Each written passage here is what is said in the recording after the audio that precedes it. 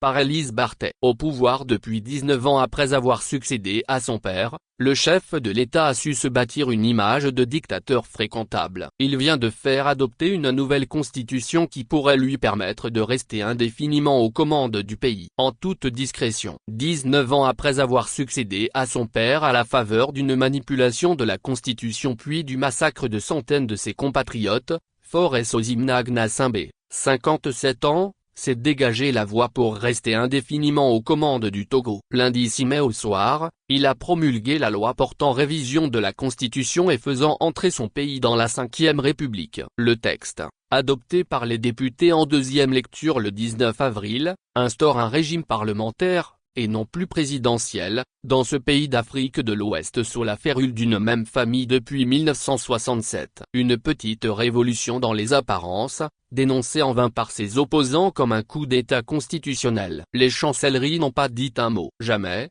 depuis son accession au pouvoir en 2005, Faure Gnassingbé n'a semblé avoir à ce point les coudées franches. Et si peu besoin de rendre des comptes. Son parti, l'Union pour la République, UNIR, vient de remporter, sans surprise, les élections législatives organisées le 29 avril, obtenant 108 députés sur 113, selon les résultats provisoires annoncés par la commission électorale.